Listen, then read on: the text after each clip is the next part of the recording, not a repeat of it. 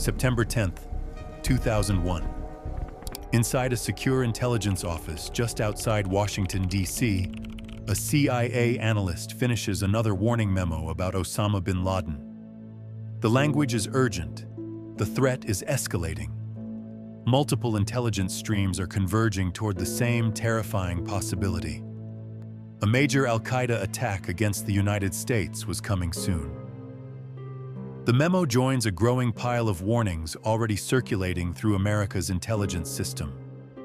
Different agencies, different offices, different analysts, but all pointing toward the same conclusion. Something catastrophic was approaching. Less than 24 hours later, nearly 3,000 people would be dead. And years afterward, investigators uncovered a truth more disturbing than the attack itself. The United States had not failed because nobody saw the danger.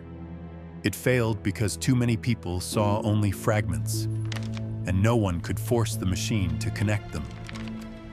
The story begins years earlier.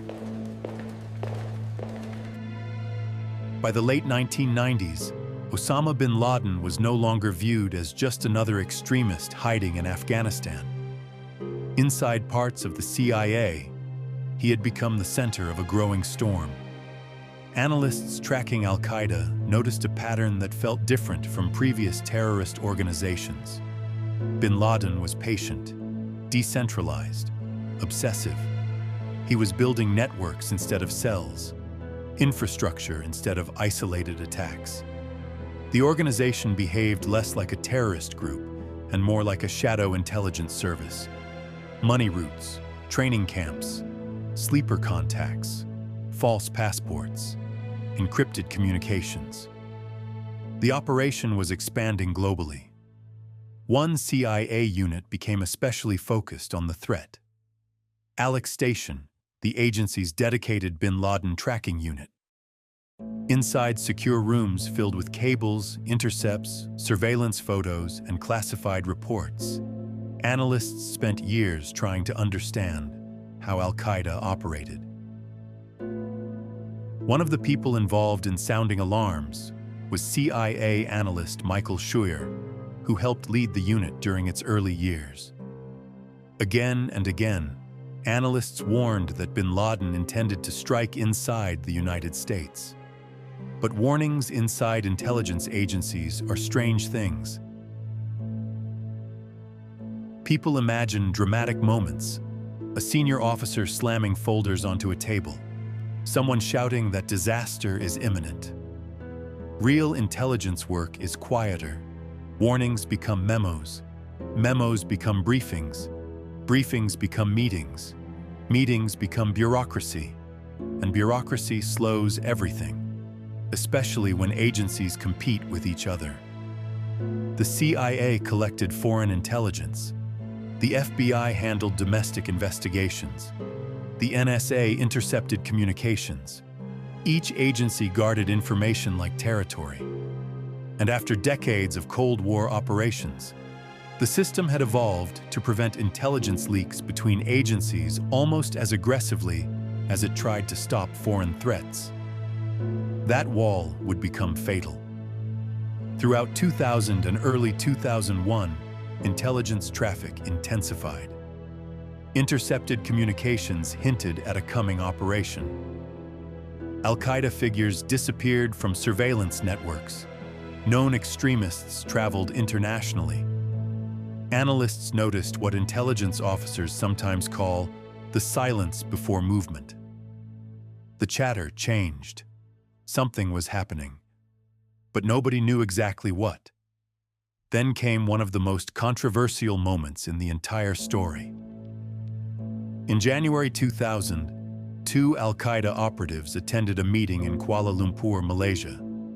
The gathering immediately attracted intelligence attention because multiple known extremists were connected to it. The CIA photographed attendees, tracked movements, collected travel information, and discovered something critical. Two of the men, Khalid al-Mihdar and Nawaf al-Hazmi, possessed visas allowing entry into the United States. That information should have triggered immediate alarm across agencies. Instead, something extraordinary happened. The information remained trapped inside the intelligence system. The FBI was not fully informed. Watch lists were not updated fast enough. The future hijackers entered the United States, and once inside the country, they largely disappeared into ordinary life. They rented apartments, opened bank accounts, took flying lessons, blended in. The most heavily funded intelligence apparatus on Earth had unknowingly allowed future attackers to operate openly inside America. Years later, investigators would ask the same question repeatedly. How did this happen? Part of the answer was structural paralysis. Inside intelligence agencies, information rarely exists as a complete picture. It exists as fragments. A visa record here, a phone intercept there, a suspicious meeting overseas, an FBI field report, an immigration form, a financial transaction. No single clue looked large enough on its own, but together they formed a map. The problem was nobody could fully see the map. Throughout the summer of 2001, the warnings accelerated dramatically. One presidential daily brief, delivered to President George W. Bush on August 6th, carried a title investigators would later revisit endlessly. Bin Laden determined to strike in U.S. The brief referenced patterns consistent with preparations for hijackings and surveillance activity inside the country. But intelligence is filled with warnings that never materialize. Threat reports arrive constantly. Most lead nowhere. Decision-makers become conditioned to uncertainty, and uncertainty creates hesitation, especially without precise details. No dates, no targets, no exact method, only escalating fear. Inside counterterrorism circles, anxiety spread. Some officials later described the atmosphere as almost unbearable. A sense that something enormous was coming but impossible to stop because the shape of the threat remained incomplete. Then came September 11th. At 8:46 a.m., American Airlines Flight 11 struck the North Tower of the World Trade Center. At first, confusion dominated. An accident, navigation failure, mechanical catastrophe. Then United Airlines Flight 175 hit the South Tower live on television, and the uncertainty vanished. America was under attack. Inside intelligence agencies, shock collided with recognition. Some analysts immediately understood who was responsible before confirmations arrived. The fragments suddenly aligned.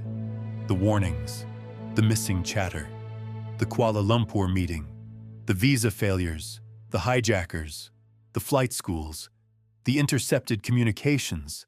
The entire picture appeared at once. Too late. At the Pentagon, smoke poured from shattered walls after American Airlines Flight 77 struck the building. In Pennsylvania, passengers aboard United Flight 93 fought back after learning about the attacks through phone calls, forcing the aircraft to crash before reaching its target. Nearly 3,000 people died that morning, but the destruction extended far beyond the buildings. September 11th shattered the illusion that America's intelligence system was invulnerable. And almost immediately, the blame war began. The FBI blamed intelligence gaps. The CIA blamed information-sharing barriers. Officials blamed bureaucracy. Politicians blamed institutional failures. Investigators blamed systemic fragmentation. Everybody pointed at the machine, because the machine had failed. The 9/11 Commission later uncovered an astonishing pattern. The problem was not a total absence of warning. The problem was overload without coordination. Thousands of intelligence fragments existed across agencies before the attacks. Some highly alarming, some vague, some incomplete. But the system lacked the ability to force synthesis across institutional walls. Information existed, understanding did not.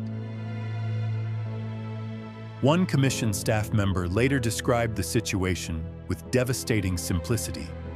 The dots were there, but no one connected them. The debate never fully ended, because 9/11 remains more than a terrorist attack. It became a case study in institutional failure. How information overload can become blindness.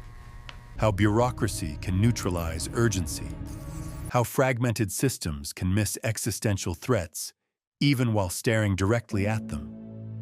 And perhaps the most haunting part is this. On the morning of September 11th, many of the people inside America's intelligence agencies were not surprised that an attack had happened. They were surprised only by how large it was,